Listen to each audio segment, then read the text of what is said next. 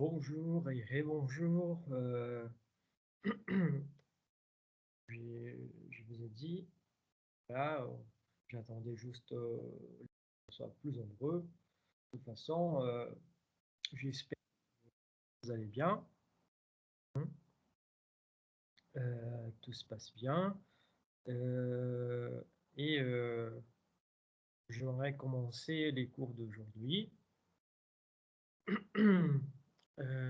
en parlant aussi, parce que les derniers cours, on avait parlé de choses, des choses qui sont, on va dire, très généraux, genre comment va se passer les cours, 2 mois, voilà.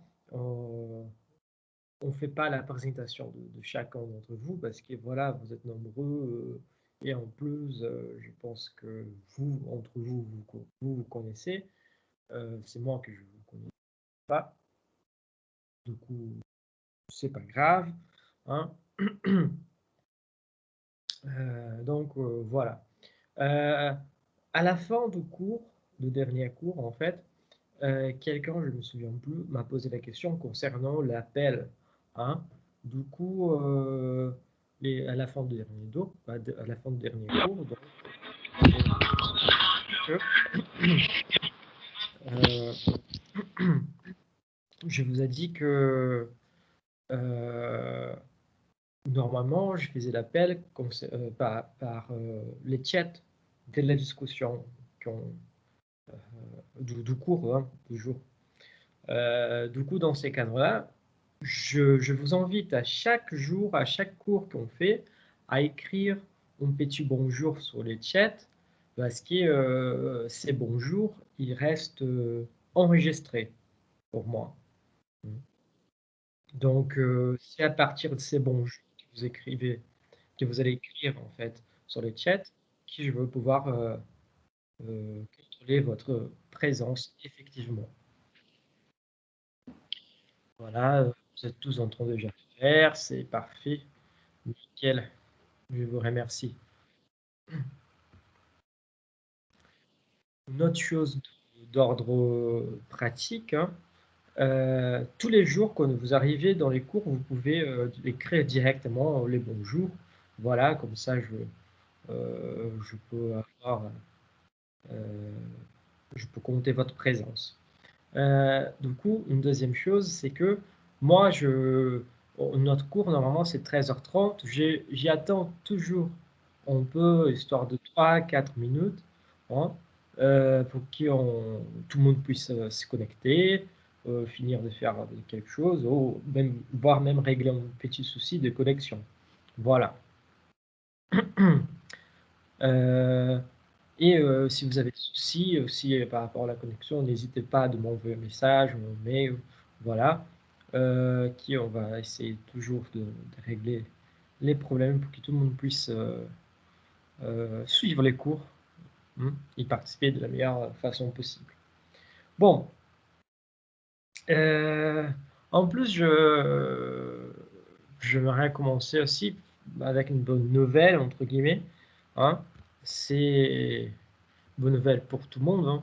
Je ne sais pas si vous êtes au courant, mais apparemment, les vaccins, il fait vraiment son effet.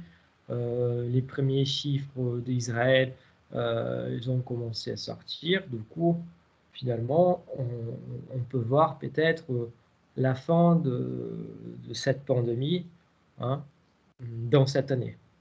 Du coup, voilà un peu de soulagement, parce que je pense que tous les jours, avec euh, tellement de nouvelles qui sont lourdes, tout ça, ça nous fatigue, ça nous pousse un peu, on va dire, ça casse un peu notre morale.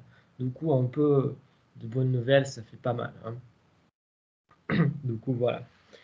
Euh, j'imagine que vous avez reçu aussi mon dernier annonce sur lesquelles je partageais les liens de la vidéo sur YouTube. Du coup, voilà, ça, j'ai envoyé ces messages à vous, hein, juste pour vous montrer la chaîne où vous pouvez effectivement récupérer les contenus de cours, récupérer les discussions qu'on va avoir. au cas où vous avez besoin, voilà. Du coup, à partir de ces cours-là, je ne veux plus vous écrire, je ne veux plus vous faire de mails, parce que ça ne sert plus à rien euh, de dire à chaque fois que la vidéo est disponible sur YouTube. Voilà. Bon, je pense que ce sont les annonces généraux que je pourrais faire, euh, que j'aurais pu faire. Et voilà. Du coup, voilà. Est-ce que quelqu'un d'entre vous a des questions? On n'a pas bien compris les fonctionnements de quelque chose encore. Donc, c'est le moment de poser la question. Voilà, comme ça, on peut discuter. Mhm.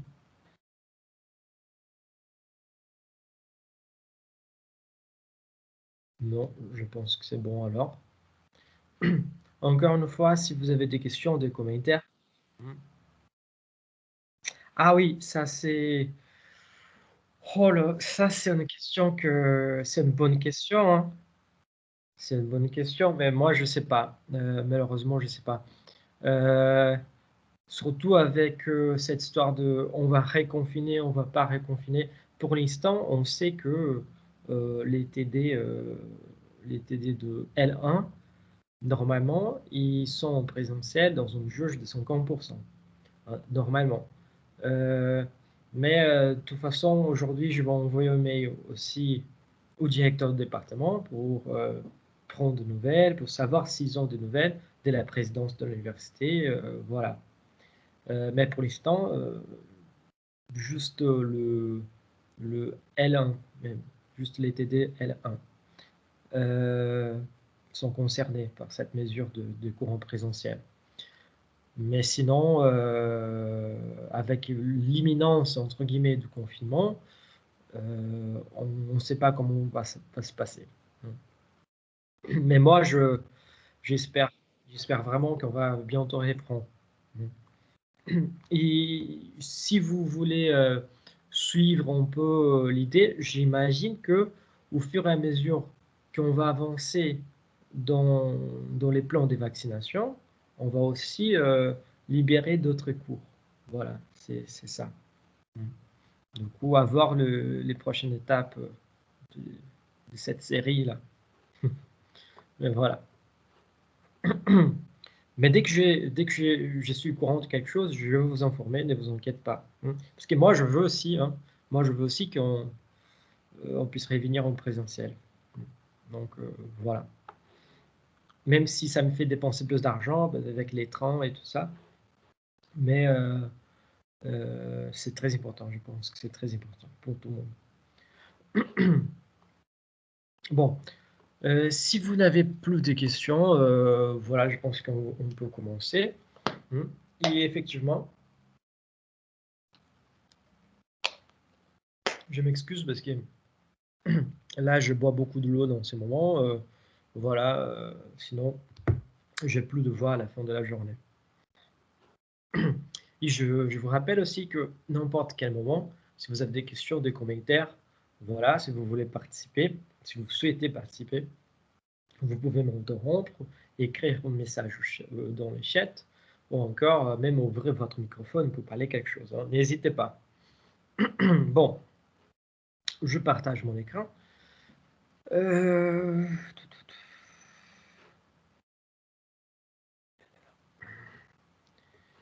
Je partage mon écran avec vous. Voilà. Voilà, voilà. Je pense que là, nous avons discuté un peu la dernière fois hein, des attentes de cette discipline, tout ça. D'où les questions on a discuté la dernière fois. Hein. Qu'est-ce que vous imaginez de cette discipline? Qu'est-ce que vous attendez de cette discipline? Qu'est-ce que vous comprenez par découverte du monde professionnel? Du coup, on avait discuté que on va voir, par exemple, les différences entre les entreprises, les différences des métiers, des secteurs, voilà. Et effectivement, on va pouvoir cette discipline, elle est bien léger. Elle est bien léger. L'intention, c'est pas d'être un truc lourd, parce que c'est pour vous aider à choisir votre chemin, votre filiale, on peut dire. Ouais. Du coup, c'est vraiment pour, on va dire, pour que vous puissiez être plus sûr de votre voix, hein, de ce que vous voulez. Et on va découvrir des choses qui sont très intéressantes sur la méthodologie pour nous découvrir et aussi euh, sur les métiers qu'on désire, hein, qu'on a envie de suivre, même par rapport au secteur particulier. On va voir on peut pas toujours forcément, mais on peut souvent essayer de concilier ce qu'on aime avec notre boulot, hein. Donc voilà. Et on avait discuté aussi euh, sur les possibles, les plusieurs débauchés que les cours de LEA, pardon, euh, pouvaient avoir. On a parlé aussi que c'est ça qui pose un problème à vous. Et en plus, c'est ça qui pose aussi un problème au marché du travail. Parce que si je ne me trompe pas, malgré les faits que je sois brésilien, que je n'ai pas fait ma licence en France, voilà, si je ne me trompe pas, vous pouvez me corriger hein, si c'est le cas, mais vous devez toujours expliquer qu'est-ce que c'est LEA et vous devez aussi toujours spécifier qui est LEA, c'est pas un truc forcément que de langue, qu'il a aussi l'économie, les droits, les marketing, voilà, vous pouvez tout à fait exécuter de tâches administratives, si je ne me trompe pas. Ça, c'est assez bizarre parce que, voilà, quand on parle de LEA, c'est langue étrangère appliquée ou commerce international, que c'est votre cas. Voilà. Du coup, ça, c'est très intéressant. Et ça pose un problème de deux côtés, vous voyez. De côté du marché du travail, que les marchés du travail, les recruteurs et tout ça, ils vont pas forcément comprendre LEA comme on va dire une formation qui va vous permettre de travailler dans un bureau, hein. Et d'où l'importance de bien choisir vos mots quand vous allez faire un CV, quand vous allez faire une lettre de motivation et tout cela. Parce qu'il faut toujours spécifier que LEA, c'est langue étrangère appliquée, mais que votre formation, c'est LEA en commerce international. Vous voyez, du coup, ça ajoute une couche, ça permet que les recruteurs et puissent comprendre que vous pouvez effectivement exécuter des tâches, voire même postuler dans une entreprise afin de trouver un boulot administratif. Voilà. Du coup, ça déjà pose ce double problème. Et ça fait que effectivement, vous pouvez travailler dans plusieurs domaines, dans plusieurs secteurs, surtout dans ces secteurs qui vont avoir besoin de plusieurs langues. Donc, voilà. Bon, on avait commencé à discuter aussi cela, mais là, on commence à attaquer le nouveau contenu d'aujourd'hui, hein, que ça fait partie des objectifs des cours et c'est qu'on va aborder dans les cours de façon très objective, hein.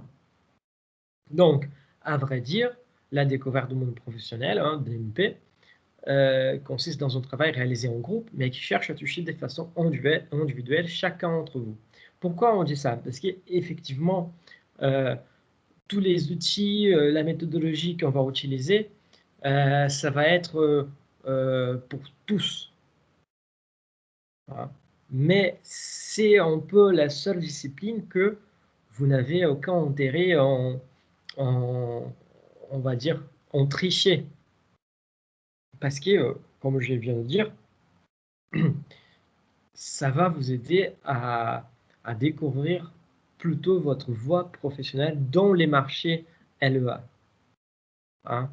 À partir du moment où on va découvrir des métiers, des secteurs et tout ça, au même moment on s'est en train de découvrir les secteurs, les métiers, c'est le moment où on peut se rendre compte que oui, effectivement, ces métiers, il est pour moi, ou effectivement, ça me plaît, ou aussi on peut se rendre compte que non, non, non, en fait, c'est pas du tout cela que j'ai imaginé, voilà, je veux plus ça, je suis plutôt à l'aise dans tel secteur, voilà, dans tel métier, voilà.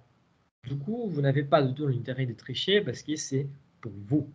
C'est dans ces cadres-là que c'est réalisé en groupe parce qu'on est en groupe de 42 élèves, hein, mais que vous n'avez aucun intérêt à en tricher parce que ce seront vos réponses qui vont compter pour vous-même.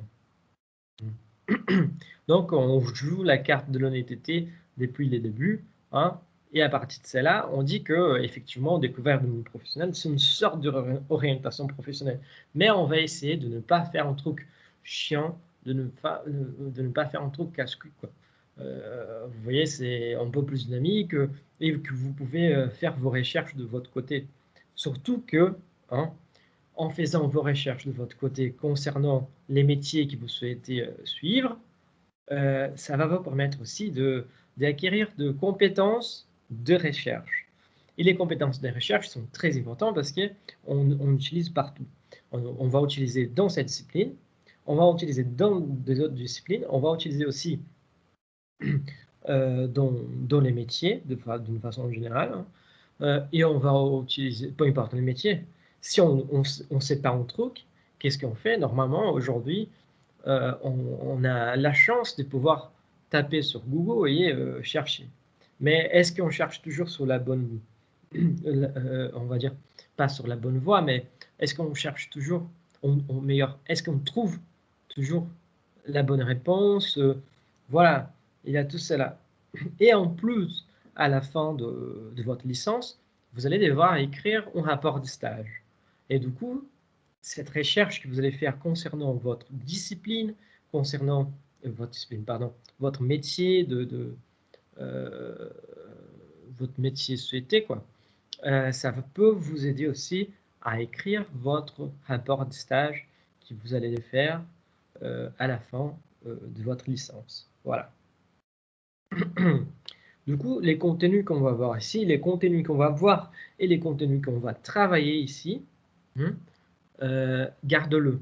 Garde-le parce que vous pouvez l'utiliser effectivement pour écrire votre rapport de stage à la fin de votre licence. Ah, pardon. Cependant, on va voir, hein, l'orientation professionnelle que nous chercherons dans les cours est divisée en deux approches différentes. Mais ces approches qui sont différentes, ils sont aussi complémentaires. Du coup, on va être très objectif et on va parler, en gros, d'une approche qui est plus traditionnelle, qui va côtoyer la connaissance de soi, qui c'est un truc très battu, qui, tout le monde les connaît. Vous devez déjà faire une tête un peu, la connaissance de soi, ça sert à quoi? Oh, il nous fait chier avec ça. Voilà, j'imagine que vous êtes en train de faire un peu cette tête-là. C'est pour ça qu'on va travailler autrement, hein. Mais vous allez voir. Et aussi, les deuxièmes approches, ça va être donc la connaissance du marché. Du coup, ce cours est divisé en gros, en deux parties. La connaissance de soi, comment je peux, on va dire, m'évaluer, faire une haute évaluation de moi-même et à partir de cette haute évaluation, je peux effectivement reconnaître quelle est ma voie professionnelle. Et la connaissance du marché, c'est qu'est-ce que les marchés, qu'est-ce que j'aime dans une telle configuration de marché que je n'aime pas dans une autre configuration de marché. Hein. On va voir. Quand on parle de connaissance de soi, donc, dans ces contextes de découverte du monde professionnel, on part du principe de l'existence d'une relation entre les sphères individuelles et les sphères professionnelles. vous savez très bien, hein, vous savez très bien, cette histoire de non, on doit séparer les professionnels de personnel. Je suis tout à fait d'accord. Mais est-ce que cette division, c'est facile à faire? Pas du tout, pas du tout.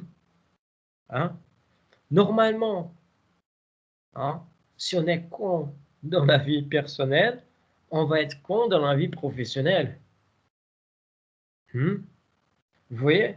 Par contre, si on est très gentil dans notre vie personnelle, on prend les risques, entre guillemets, d'être trop gentil aussi dans notre vie professionnelle. Personnelle, professionnelle, oui, voilà. Vous avez compris. Hein?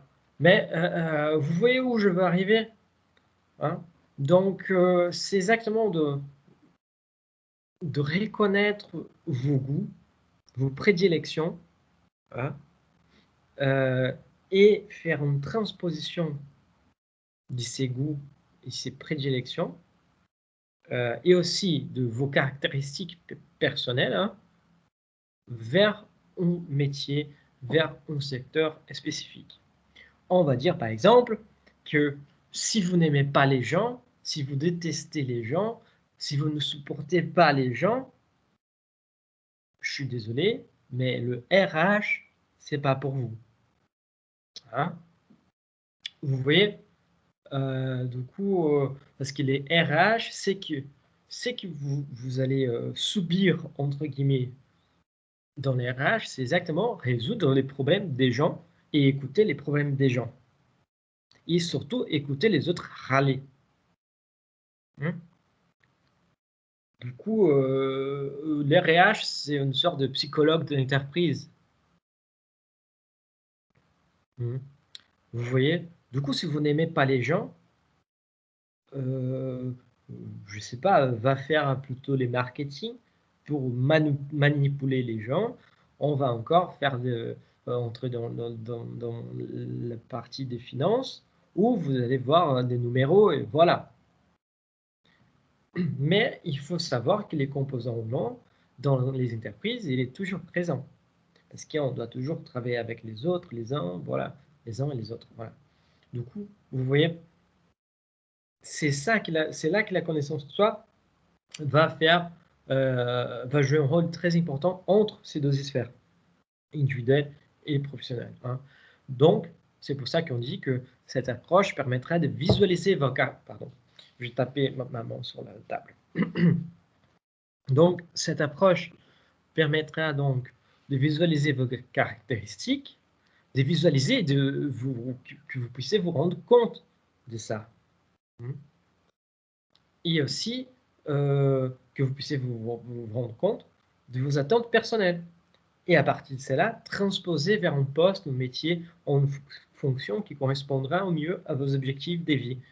Ça, c'est très important, sans pour autant faire de préjudice à votre santé physique et ou à votre santé mentale. Aujourd'hui, c'est compliqué. Vous habitez probablement soit à Paris, soit aux alentours de Paris. Euh, Moi, j'habite aujourd'hui à Limoges, mais je viens d'une ville qui s'appelle São Paulo. Et je ne sais pas si vous savez, mais São Paulo, c'est une ville qui est là environ entre 15 et 18 millions d'habitants.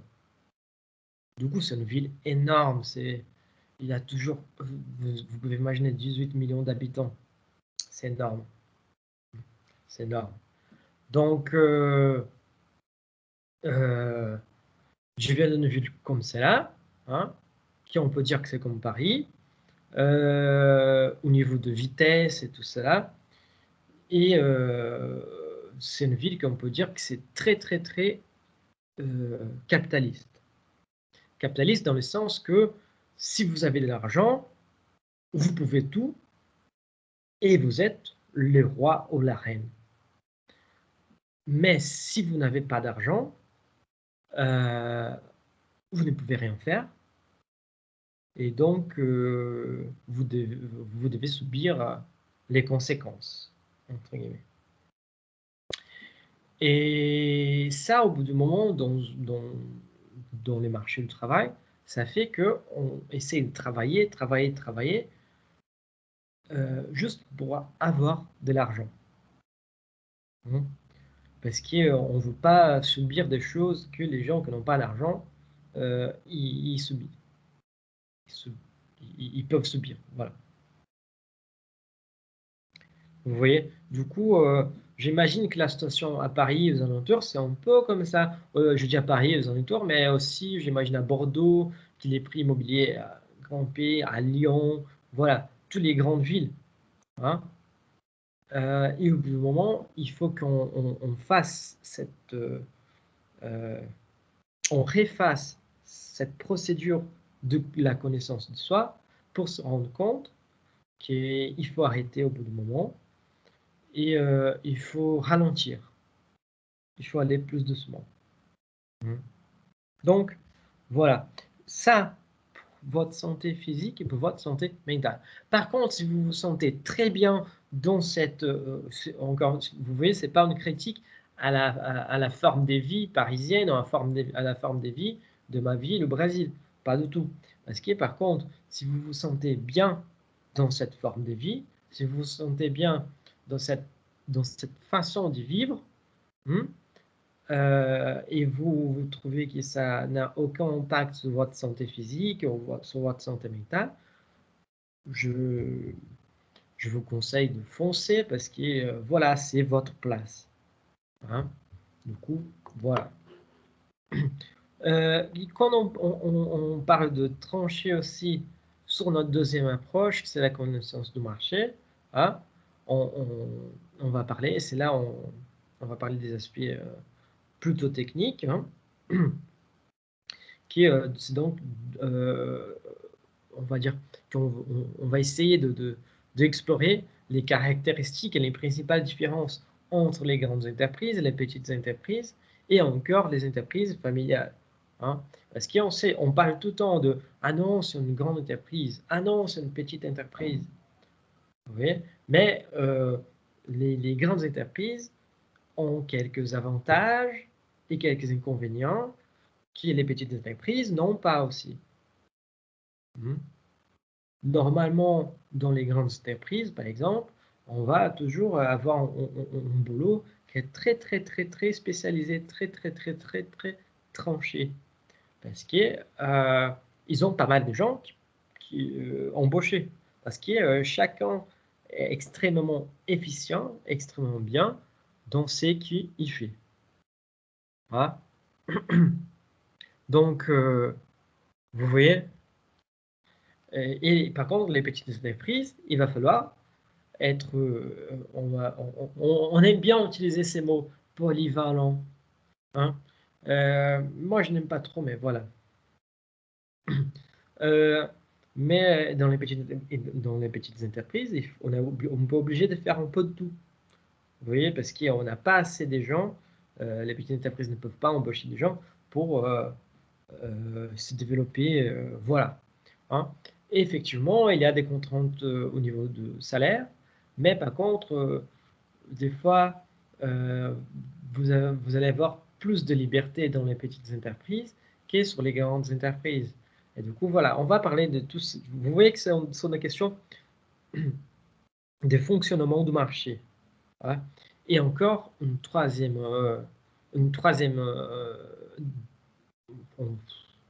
on va dire, côté, hein, un troisième côté de cela, sont les entreprises familiales, c'est encore un autre écosystème. C'est encore une autre façon de travailler. C'est quelque chose de très particulier. Si vous avez déjà travaillé dans des entreprises familiales, réfléchissez bien à vos expériences. Voilà. Et après, on va discuter sur toutes ces expériences. Voilà. Et aussi, à partir de dans cette tranche, dans cette deuxième partie du cours, quand on va parler de la connaissance du marché, on va donc parler aussi des différences entre les notions de secteur, métier, fonction et poste. Hein, parce que la dernière fois, je ne sais pas si vous vous souvenez, mais les derniers cours, quand je demandais quels sont les débouchés de LEA, vous avez donné des secteurs, vous m'avez donné de métiers, hein, et de fonctions et postes. Voilà, des choses différentes. Par exemple, tourisme. Une des réponses était tourisme. Les tourismes, par contre, c'est pas en métier, ni en fonction, ni en poste. C'est en secteur. Du coup, les secteurs de tourisme. Dans les secteurs de tourisme, qu'est-ce que quelqu'un en LEA peut faire? Vous voyez? Sont des petites astuces pour meilleur trouver même votre poste, votre boulot souhaité. Encore une fois, je renforce les messages. Ce qu'on veut, c'est que vous arrivez à vous en sortir de la meilleure façon possible au marché du travail. Et aussi, on va dire, en étant heureux avec vos choix. Donc, voilà. Et toute cette différence entre secteur, métier, fonction et poste, tout cela va être exploré exactement parce qu'on va pouvoir voir qu'on arrive quand même, hein, à rassembler les loisirs et les travails. Nos caractéristiques personnelles et nos caractéristiques professionnelles. Et avec cela, améliorer notre bien-être. Ça veut dire, c'est que notre bien-être, on va travailler sans une ambiance très lourde. Voilà, vous voyez, on va être, on va se lever tous les matins pour travailler sans la lourdeur, vous voyez ce que je veux dire, sans les poids d'aller bosser. C'est pour ça que aujourd'hui, je vois que il vaut mieux de gagner un peu moins d'argent, mais d'avoir une qualité de vie, hein, que de gagner plus d'argent et ne pas avoir de week-end, ne pas avoir de, de, de temps le soir pour vous-même. Voilà, vous voyez. Donc ça, c'est une chose, encore une fois, qui vous allez décider, c'est que vous voulez, comment vous voulez, parce que c'est votre carrière professionnelle. On est en train de parler de votre carrière professionnelle. Et dans cette histoire de connaissance du marché, évidemment, on va parler de nombreuses possibilités que la licence LEA vous permet. Voilà. En gros, tout ce qu'on a déjà avancé un peu, mais cette fois-ci un peu plus détaillé.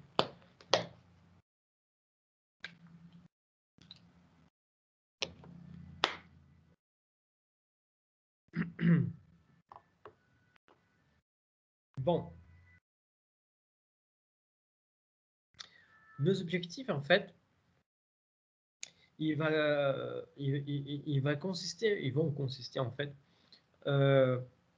à travailler et à développer, hein, avec vous ce qu'on appelle de logique inductive. Ça veut dire euh, que les résultats que vous allez obtenir, c'est pas un résultat, on va dire, qui vous pensez être les meilleurs, mais on va vraiment à partir des inférences logiques. Par exemple, moi, j'aime travailler, je sais pas, hein, moi, je n'aime pas trop travailler avec les gens. Moi, j'aime bien le secteur automobilistique, oui, je pense. Voilà.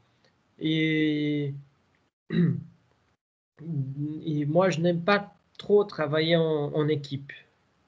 Parce qu'aujourd'hui, si on dit qu'on n'aime pas trop travailler en équipe, oh non, mais c'est pas bien, je sais pas quoi. Non, mais il y a des gens qui n'aiment pas. C'est normal, hein? C'est normal. Et du coup, comment vous pouvez, par contre, vous aimez bien la mathématique, voilà. Du coup, qu'est-ce que vous pouvez faire qui va vous plaire dans cette question, dans cet ensemble? Vous voyez, on va, on va regarder tous ces éléments et à partir de ces éléments, on va utiliser la logique pour dire, ah, donc, à partir de tout cela, je me vois bien dans ces métiers. À partir de cela, je me vois bien dans les secteurs.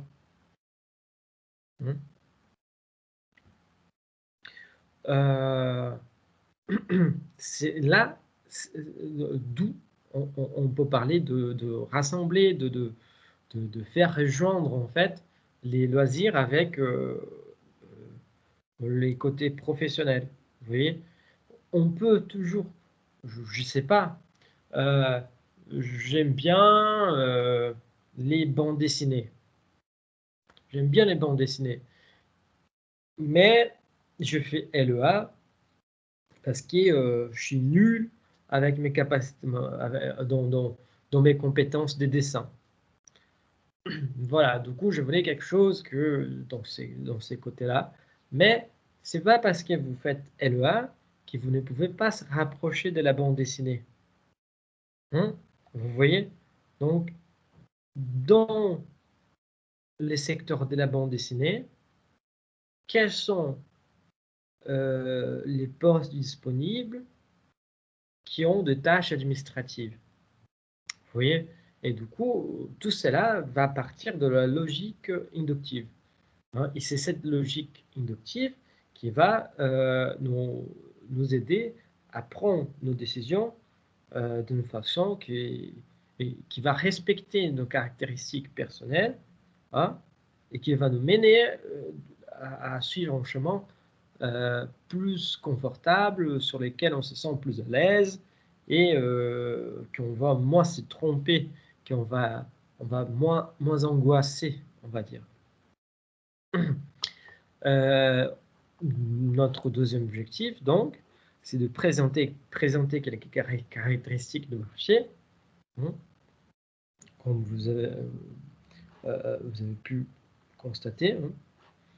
Quand on va parler de la connaissance du marché, effectivement, on va présenter quelques caractéristiques du marché, hein, et notre, on va dire, ça, les deux, on pourrait rassembler, hein. Mais du coup, je veux dire comme ça, hein. Mais notre principal objectif, c'est vraiment de vous rendre apte à développer un projet professionnel voulu et réfléchi. Ça veut dire que avec cette discipline, je vais vous aider à trouver votre voie, à trouver non. Maintenant, je comprends que moi, j'ai un profil plutôt vers ces secteurs, hein, et vers ces métiers. Et du coup, voilà, c'est une chose voulue, c'est une chose qui va vous faire de bien, hein. Et non, par exemple, ah non, je fais mal ça, je fais mal ça, je n'aime pas ça, je n'aime pas ça. Du coup, il y a juste celle-là qui reste. Cette méthode par élimination, ça c'est dur parce que au moment où on retrouve notre première difficulté par cette méthode d'élimination, nous, on hésite. Hmm. On pense, non, je fais les mauvais choix et tout ça. De toute façon, c'était la seule chose que j'étais bon. Voilà, je ne sais plus rien d'autre faire. Et la déception, la tristesse, l'angoisse, la déception sont des choses qui arrivent très, très, très fort si notre projet professionnel n'est pas réfléchi, n'est pas voulu. Hein. Donc, voilà, vous êtes en train euh, de commencer votre carrière, autant que ça soit une chose, autant que vous arrivez quand même à faire quelque chose que vous voulez et que vous aimez. Hein, vous voyez? Bon, de la même façon, quand on sait, pardon, quand on sait où on va, il est toujours plus facile d'arriver à destination. Du coup, on ne va pas dépenser. Les grands problèmes qu'on a, quand les schémas n'est pas réfléchi, c'est qu'on va dépenser du temps et de l'énergie. Hein. Quand j'ai dit de l'énergie, c'est vraiment de l'énergie, de la réflexion, du temps, euh, on va voir on va voir que euh, c'est la puissance d'agir, voilà, notre force, notre intérêt. Hein. On va dépenser tout ça sur une chose que à la fin on n'aime pas trop. Hein. Regardez bien, les marchés professionnels. Les marchés professionnels, c'est comme si c'était euh, un couple. Un couple. Hein. Probablement, vous avez déjà vécu une relation avec quelqu'un. Voilà. Du coup, à partir de ces points, vous pouvez bien visualiser les problématiques. C'est que, euh, vous savez, quand vous êtes avec quelqu'un, par convenience, parce qu'on va dire, je suis tellement déjà habitué d'être avec cette personne, c'était la seule qui m'a accepté, c'était la seule personne qui a resté, et aujourd'hui, vous savez, je ne l'aime pas trop, mais elle est pas mal, du coup, je reste. Vous voyez, c'est pas bien pour vous, c'est pas bien pour l'autre personne. Voilà, c'est pas bien. La même chose, elle marche pour les marchés du travail. La même chose, c'est exactement la même chose pour votre vie professionnelle. Vous allez dépenser en énergie énorme avec quelque chose que vous n'êtes pas à fond. Mhm. Regardez bien, il y a une différence entre dépenser une énergie avec quelque chose que vous n'êtes pas à fond et faire des choses que vous n'aimez pas. Parce que des fois, vous avez le poste de vos rêves, vous avez effectivement euh, vous travaillez dans les secteurs, dans les métiers que vous aimez, que vous avez voulu, mais il y a une tâche en spécifique que vous n'aimez pas faire.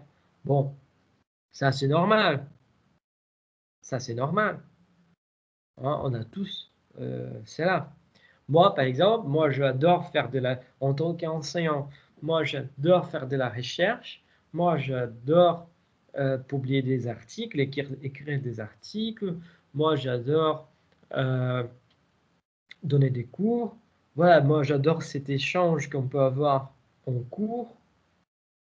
Mais franchement, je déteste remplir des papiers. Je déteste euh, la partie bureaucratique de mon boulot. Hein.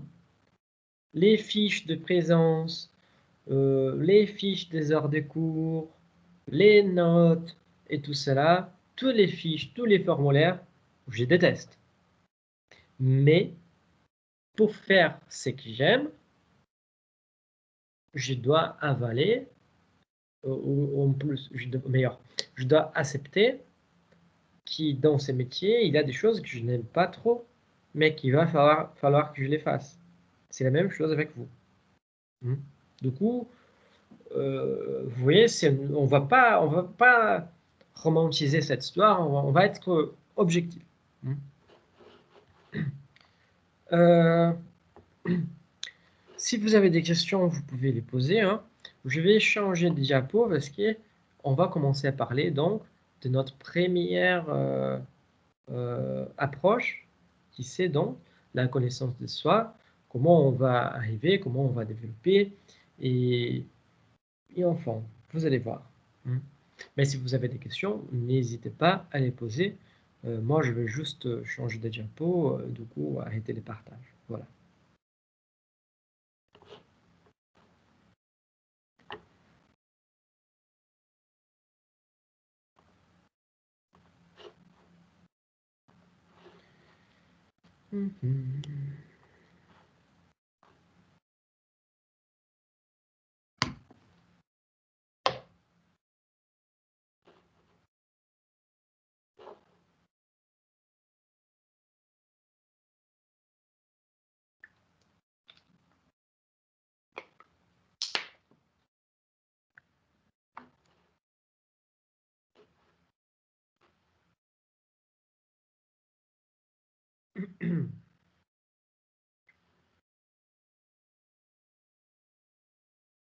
Bon, voilà.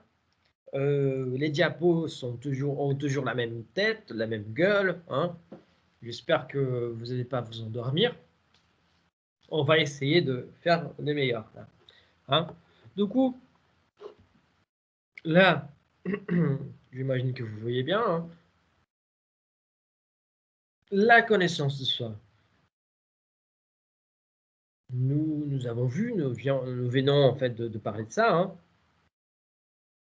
qui est la connaissance de soi consiste à l'une des branches à être explorée dans sa discipline. Du coup, on va diviser cette discipline en deux branches, la connaissance de soi et la connaissance du marché. Voilà. Mais les questions qui répondent sur cette voie sont les suivantes. Comment la connaissance de soi peut impacter mon ou mes choix professionnels? On vient de débattre. Hein. En fait, c'est l'histoire de mais qu'est-ce que méconnaître va changer quelque chose dans ma vie? D'abord, que c'est connaître un peu meilleur va éviter qu'on soit con. Hein. Parce que des fois, on peut penser que non, on est très bien, on est très cool, on est en train de tout défoncer là, et voilà. Mais à la fin, on se rend compte que l'image qu'on fait de nous-mêmes, c'est pas l'image que les autres ont de nous. Du coup, on est dans les jeux de représentation. Vous voyez, l'image que j'ai créée de moi-même, c'est pas l'image, ma vraie image. Du coup, voilà. Ah, mais là, c'est très compliqué parce que est-ce qu'il existe une vraie image? Voilà. C'est pas une question d'une vraie image parce que nous, on peut changer la représentation qu'on fait de nous-mêmes à chaque instant. Hein. Mais c'est plutôt l'idée de comment vous voulez être perçu, vous voulez être vu et par rapport à ce que vous faites effectivement. Hein. Des fois, vous voulez être vu comme des écolos, par exemple, mais à la première opportunité que vous allez jeter un papier par terre. Bravo les écolos, vous voyez? Vous voulez être vu comme des écolos, je donne l'exemple des écolos parce que c'est plus facile. Hein. Vous voulez être vu comme des écolos, mais vous ne faites pas les trucs correctement. Vous voyez, ce sont des choses... on ne parle même pas de question d'argent. Non, parce que moi, j'achète du bio, je sais pas quoi. Non, non, parce que quand on parle de la question de l'argent, c'est pas forcément un vouloir, mais c'est plutôt un pouvoir. C'est une autre modalité. Parce qu'on sait que les bio, c'est un peu plus cher. Est-ce que j'ai conscience des conditions financières? J'essaye de toujours aborder les deux côtés, les côtés pratiques, les côtés financiers, et voire même les côtés, euh, on va dire, émotionnels, de l'affection. Vous voyez? Parce que moi, j'ai passé par des situations des situations financières très compliquées dans ma vie. Hein. Du coup, c'est pour ça que je comprends. Voilà, dans ces cas, j'aime bien la nature, je respecte la nature, euh, je suis un peu écolo, mais j'achète pas de bio. Écoute, acheter ou pas de bio, ça ne te fait pas moins écolo ou plus écolo, parce qu'on est en train de parler d'un marché très complexe. Si vous n'avez pas, si vous n'avez pas d'argent pour l'acheter, c'est pas un problème de vouloir l'acheter, mais un problème de pouvoir l'acheter. On parle de deux modalités différentes et que là, dans ce moment, vous ne pouvez rien faire. Vous voyez? Donc, là, encore, comment la connaissance de soi peut impacter mes choix professionnels? On vient de débattre tout ça. Hein. C'est parce qu'à partir du moment qu'on se connaît meilleur, on peut décider notre voie professionnelle. Hein. Si j'aime travailler en équipe, si j'aime bien travailler en contact avec les gens, hein, si je bavarde beaucoup, ça veut dire que mon boulot, que je dois rester coincé dans mon bureau fermé toute la journée, c'est pas pour moi, quoi. Vous voyez? C'est pour ça. La connaissance de soi va impacter exactement vos choix professionnels, hein, dans le sens que elle va permettre que vous puissiez choisir votre voie professionnelle avec plus de sécurité, avec moins d'hésitation, moins de regrets, parce que c'est dans ces domaines-là que vous avez choisi, parce que vous avez réfléchi, que vous allez réussir à avoir, on va dire, une vie entrecoupée de la joie. Entrecoupée, parce que la vie, croire dans la vie heureuse, croire que la joie, elle existe tout le temps, c'est pas, on va dire, c'est un conte de fées. Hein. Du coup, on va commencer, je suis désolé, hein, mais on va commencer à parler de tout ça à partir du côté philosophique. Hein.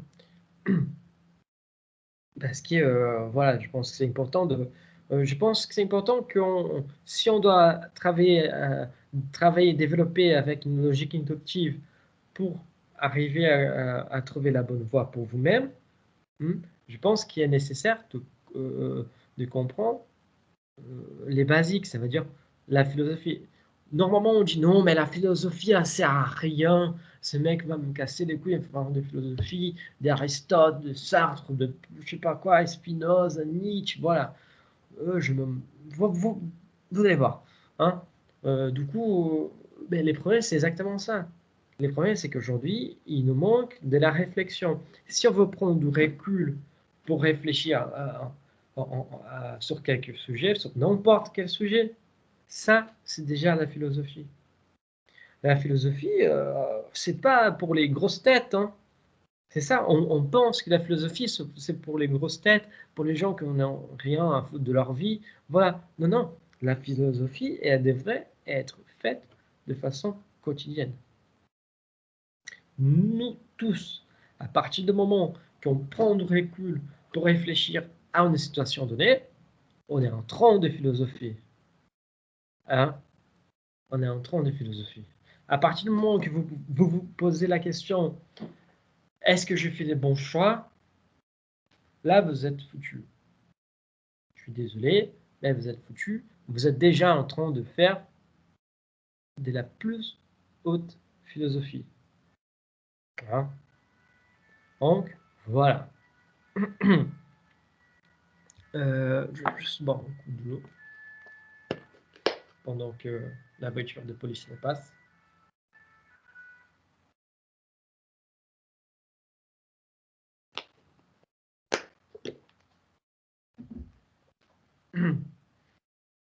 Bon.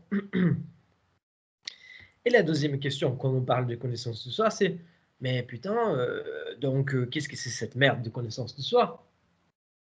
Hein?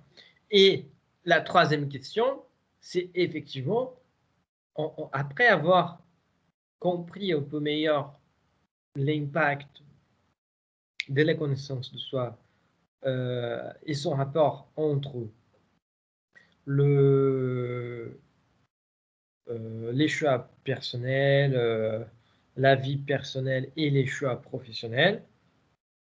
Et en plus, après avoir compris qu'est-ce que c'est la connaissance de soi, en soi, il est nécessaire de revenir sur la première question pour se rendre vraiment compte de comment une chose va impacter l'autre. Comment une chose peut effectivement basculer certaines décisions qu'on avait déjà prises et qu'au fur et à mesure, on commence à se rendre compte que effectivement ne sont pas les bonnes. La connaissance de soi, c'est pas un exercice que vous allez faire une seule fois dans votre vie.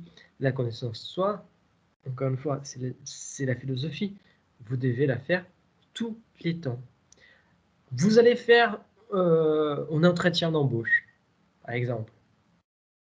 Il va forcément avoir une question, par exemple, euh, quels sont vos 3 points forts et quels sont vos 3 points faibles? Franchement, là, si vous n'avez pas de connaissances de soi, vous allez dire n'importe quoi. Et forcément, des fois, en fonction de cette réponse, vous n'allez pas réussir à avoir votre boulot. C'est dommage, hein? C'est dommage.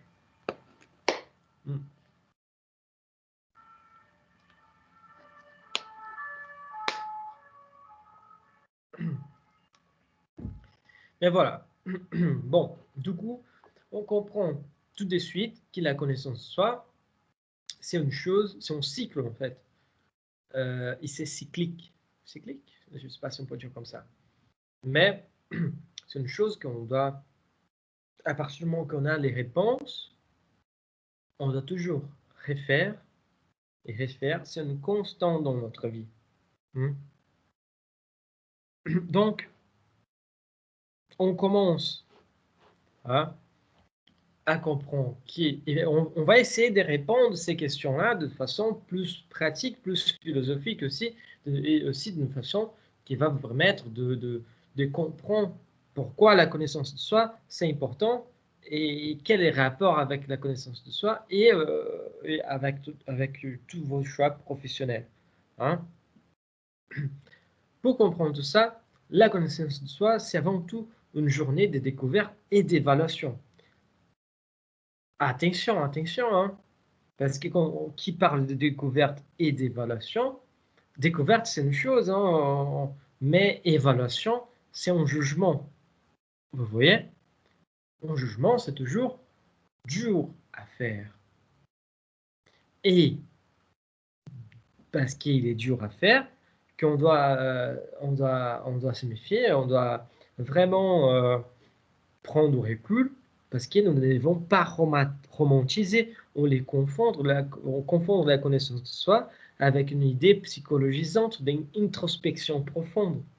Ça veut dire que on ne va pas problématiser, on va pas, vous voyez, on va pas vous juger. C'est pas un truc non, est-ce que là c'est correct, est-ce que là c'est pas correct, euh, j'ai pris un bon, un bon choix, j'ai pris un mauvais choix. Vous voyez, en fait, on ne doit pas non plus romantiser dans le sens que ah, je souffre. Attention, je souffre pour prendre une décision, je souffre pour faire une évaluation. Et les faits qui, qui vous fait souffrir, c'est pas forcément l'évaluation. Hein? C'est de prendre une décision. Vous voyez?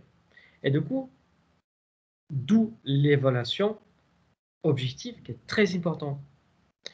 Du coup, ce on va chercher avec vous, c'est exactement les côtés plus pratiques, plus objectifs. Ça veut dire que la connaissance de soi dans la perspective qu'on va essayer d'aborder, elle tend à être les côtés objectivistes de votre subjectivité. Pourquoi tous ces jeux de mots là? Parce que quand on va évaluer quelque chose, hein, euh, effectivement, vous savez, en fait, on dit au Brésil, hein, au Brésil, on a un dicton qui dit que la vie de la mère, de notre mère, ne compte pas. Hein? Je ne sais pas si en France il y a quelque chose de similaire, mais au Brésil on dit que la vie de notre mère ne compte pas. Parce que l'évaluation que notre mère va faire de nous et de n'importe quoi qu'on fasse, c'est pas du tout objectif. C'est toujours subjectif. Elle va toujours se dire, ah non, mais c'est mon petit, c'est ma petite, voilà. C'est la même chose quand on est bébé, hein. Quand on est bébé, on fait caca. Oh, il a fait caca. Oh, comme il est beau. Écoutez, on arrête avec cette foutage de gueule là. Franchement, j'ai jamais vu un caca beau, quoi. Ah, vous voyez, bref. Mais tout cela pour montrer que euh, on ne doit pas se laisser tenter par les côtés subjectifs des choses. Ça veut dire, c'est pas parce que je veux être cool, c'est pas parce que euh, je veux être intelligent, ou c'est pas parce que je veux travailler avec finance que je suis doué pour ça. Ou encore, qui j'aime vraiment. Ou encore, qui je fais ça bien. Ou encore, que je suis à l'aise pour faire ça. Hein? Du coup, d'où les côtés objectifs. Ah, mais moi, j'aime ça. D'accord, vous aimez ça. Est-ce que vous êtes vraiment bon? Vous voyez? Si vous aimez ça, mais que vous n'êtes pas bon pour faire ça, du coup, c'est le moment de se mettre à fond pour devenir bon. Vous voyez? C'est pas, encore une fois, c'est pas pour casser vos rêves, ou vous faire entrer en dépression et tout ça. Non, non, non, pas du tout. L'histoire, c'est euh, les côtés j'aime pas, c'est subjectif. Mais comment faire ça d'une façon objective? Objective, pardon. Du coup, c'est là les défis. Et il faut avoir une évaluation, il faut avoir, on pourrait même dire, il faut avoir une perception kantienne, kantienne de genre de Kant, hein, kantienne de la chose, parce que Kant, il disait, il cherchait toujours les côtés objectifs. On va dire, euh, on égard objectif sur les choses. C'est pas pour rien que il a fait aussi une théorie de la subjectivité qui, qui est toujours présent quand il parle de l'esthétique. Hein.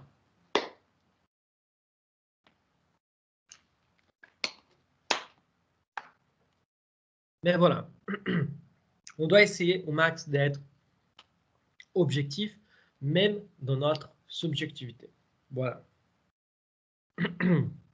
Et juste pour vous montrer pourquoi cette objectivité, c'est très important, dans votre subjectivité, c'est très important. Parce qu'en fait, ça va vous permettre effectivement de bosser où vous voulez, avec ce que vous voulez. Hein? Parce que, effectivement, écoutez, moi, j'aimerais être, je sais pas, je vais dire n'importe quoi. J'aimerais être mannequin. D'accord? Mais euh, je suis petit pour être mannequin. Euh, moi, j'ai pas les physiques de mannequin. Du coup, c'est pas possible. Vous voyez, il y a une subjectivité. Par contre, peut-être que dans ces cadres-là, les mondes de la mode, Ça pourrait me suffire, ça pourrait me suffire. Comme ça, j'allais être proche du monde des mannequins en faisant notre travail. Vous voyez? Du coup, c'est par rapport à cette objectivité de c'est pas parce que j'aime que je veux pouvoir, malheureusement. Hein. Et encore, mais malgré ces faits-là, comment je peux m'approcher de ça? Et pourquoi pas un jour, ça peut arriver. Hein? Pourquoi pas un jour, ça peut arriver. Vous voyez? Pas dans mon cas, parce que voilà, je suis petit, je n'ai pas les physiques mannequins, voilà, je n'ai même pas l'intérêt de faire un truc comme ça. Mais voilà.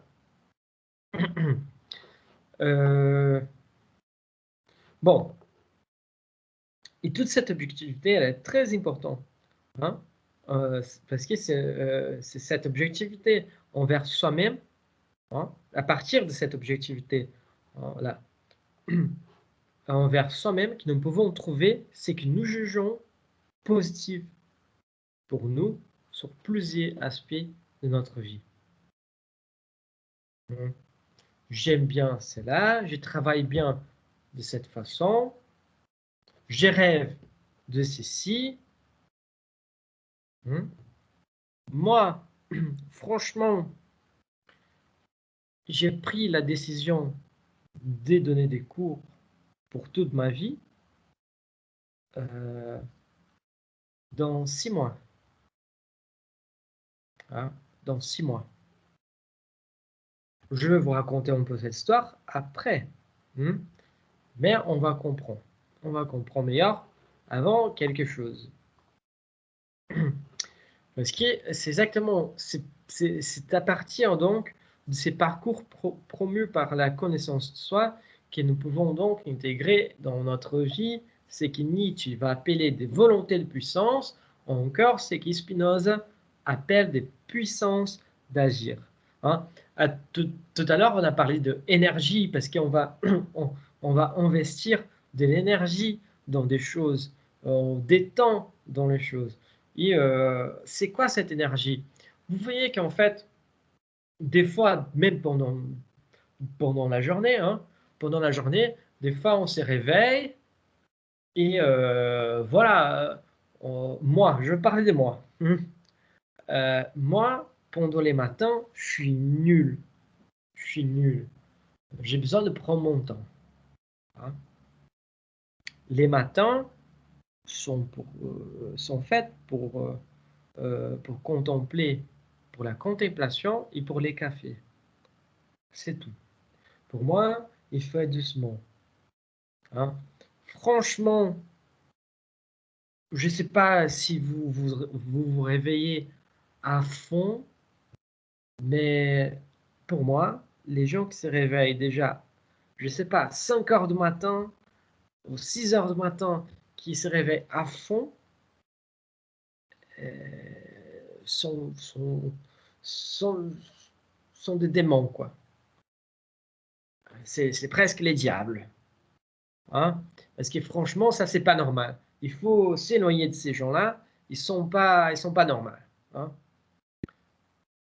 Ils sont pas normaux. Voilà. Euh, bref. Euh, mais cette énergie, vous voyez que, par exemple, quels sont les moments que vous commencez à se dire, OK, là, je suis bien, là, je commence. Tout. Vous voyez, en fait, dans notre jour, on parle là, quand on parle des connaissances de soi, on va parler dans plusieurs aspects, dans plusieurs écoutes. Ça veut dire qu'on va parler dans la notion des carrières et on va parler aussi dans la notion dans la journée.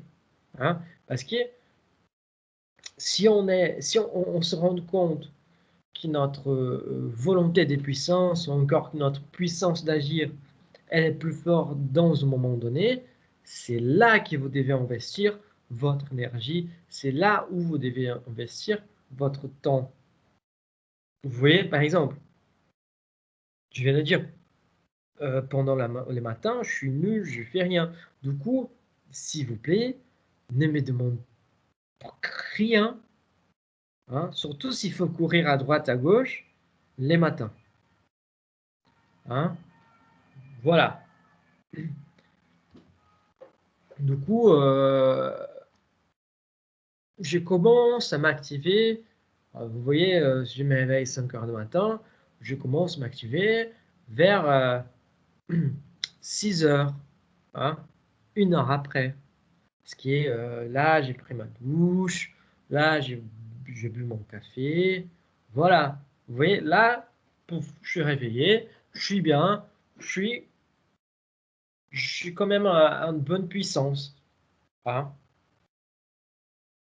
Par contre, là où je vais vraiment donner tout ce que j'ai, ça va être, ma puissance d'agir va être dans son point maximal, ça va être après les midis, environ voilà, 14h, 13h30, voilà.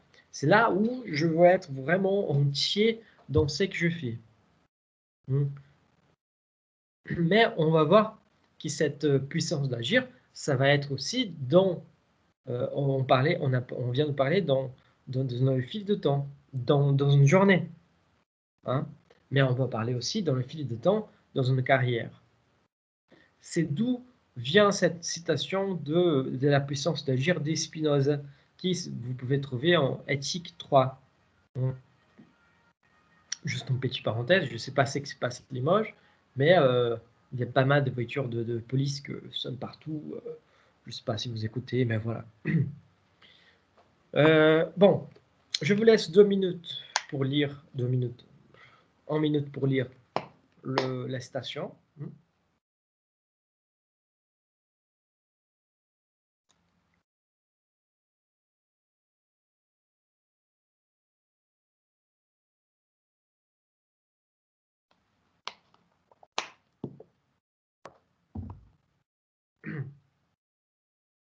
On parlait toujours, on doit s'y connaître, hein, parce que c'est la seule façon de bien vivre, d'arriver à notre bien-être, voilà.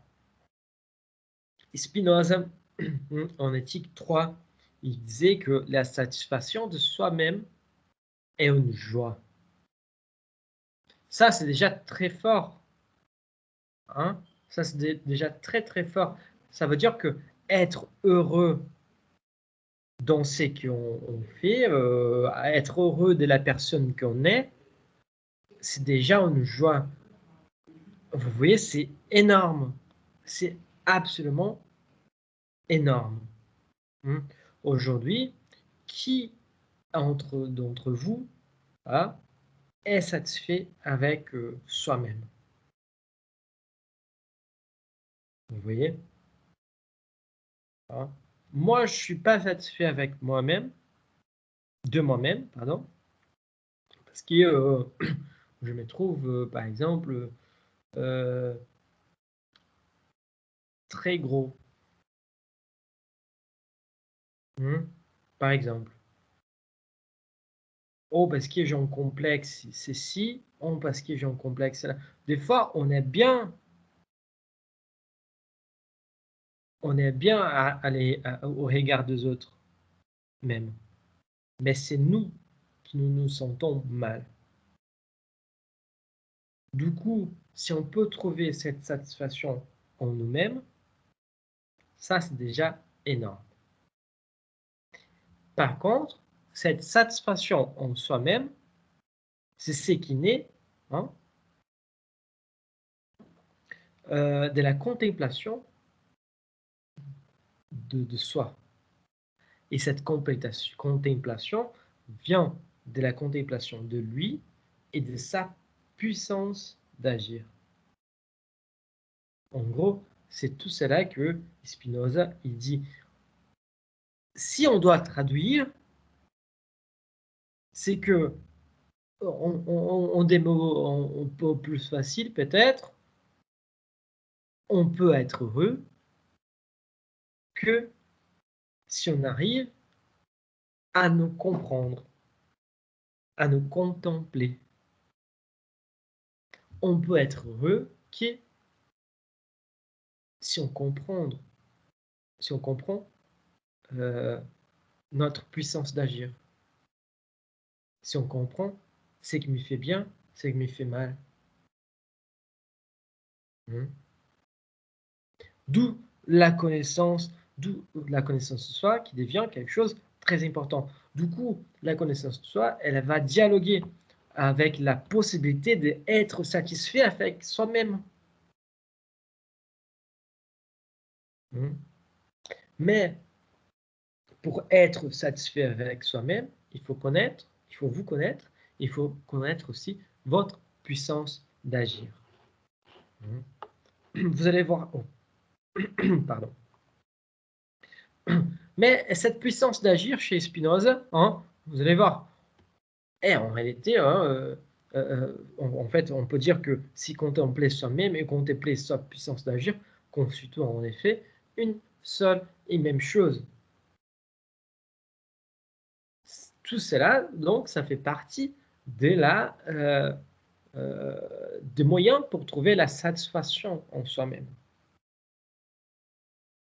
Dans ces cadres, la puissance d'agir, en effet, n'est rien d'autre que l'essence actuelle donnée de l'homme, c'est-à-dire l'aptitude à produire des effets qui dépendent des lois de sa nature.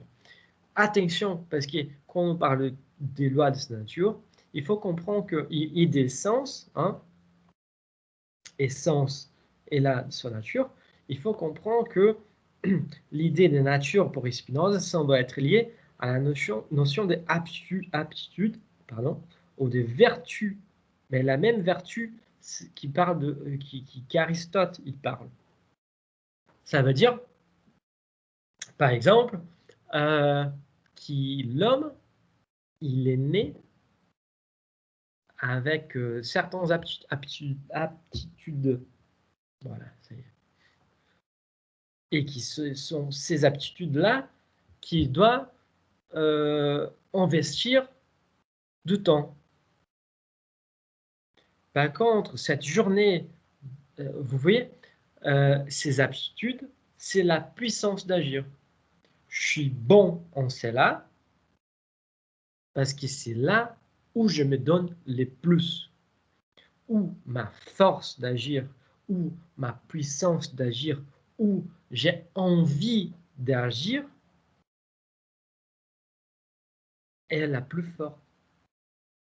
Où tout cela me permet de oublier ce qui se passe autour de moi. Vous voyez? Où vous vous sentez bien.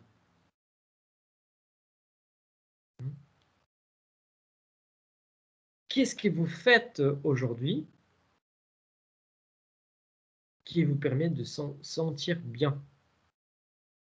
Où vous pouvez développer votre puissance d'agir, où vous pouvez mettre de l'énergie de vous-même, être de la vraie énergie, là, où vous pouvez vraiment être dedans, et là où vous vous sentez bien.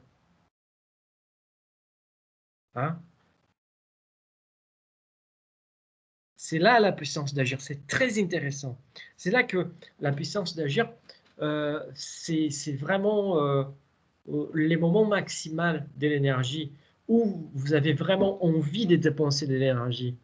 Vous savez, quand vous êtes en train de faire un truc que vous ne voyez pas leur passé, que vous ne voyez pas les machins là, voilà, c'est votre puissance d'agir qui fait que vous êtes tellement dans les trucs qui vous n'arrivez pas à avoir d'autres. Parce que c'est là où vous avez trouvé du plaisir. Là, c'est pour ça, n'est rien d'autre que l'essence actuelle donnée de l'homme. Il faut faire attention parce que, encore une fois, l'essence actuelle donnée de l'homme, c'est une approche très existentialiste. Ça veut dire que l'homme, je dis l'homme, mais l'homme, la femme, je dis l'homme, l'être humain en général,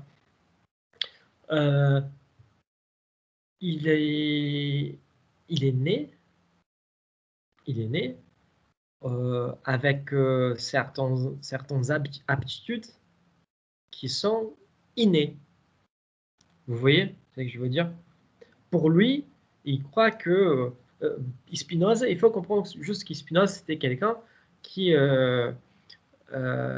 qui était quelqu'un très très religieux, hein, et qui croyait vraiment que chaque personne, chaque être humain avait une force en soi, d'où la puissance d'agir, déjà prédestinée.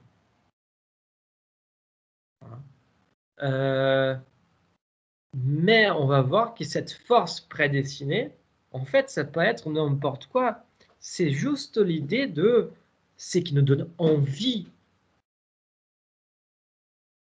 de faire.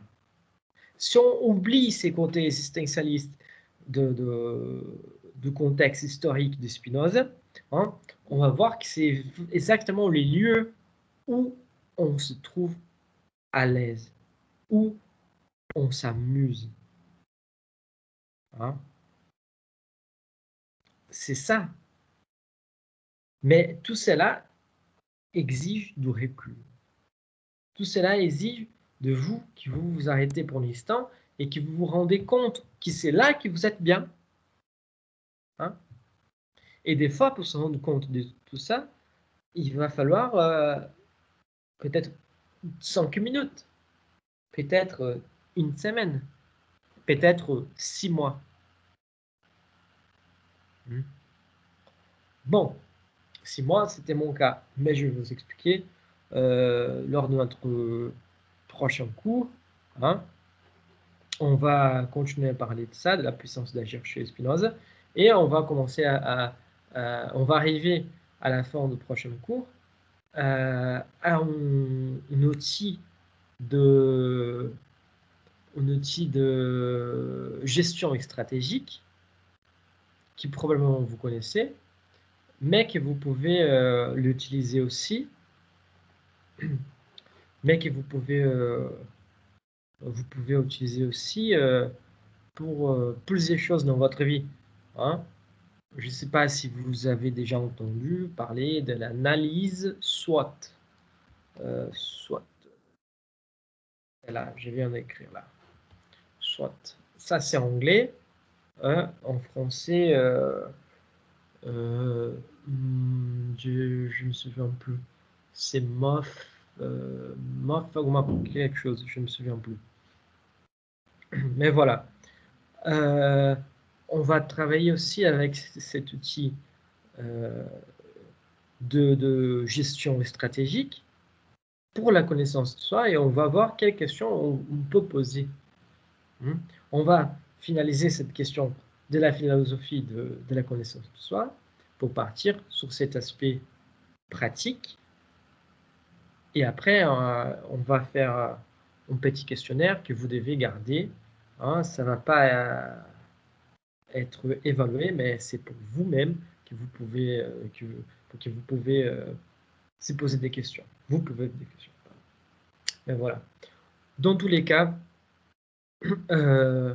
si vous avez des questions, vous pouvez les poser là, n'hésitez pas. Hein, si vous avez des commentaires, voilà. Pour ceux qui n'ont pas de questions, voilà, je vous remercie à tous de façon générale hein, d'être venus. Je vous dis merci beaucoup donc. Et je vous souhaite une bonne journée, une bonne semaine et courage pour la suite. Merci. Merci à Au vous revoir. aussi. Merci, monsieur. Merci, messieurs. Au revoir. Au revoir. Merci, au revoir. Merci, au revoir. Merci, au revoir. Merci, au revoir. Merci, monsieur. Au revoir. Merci à vous.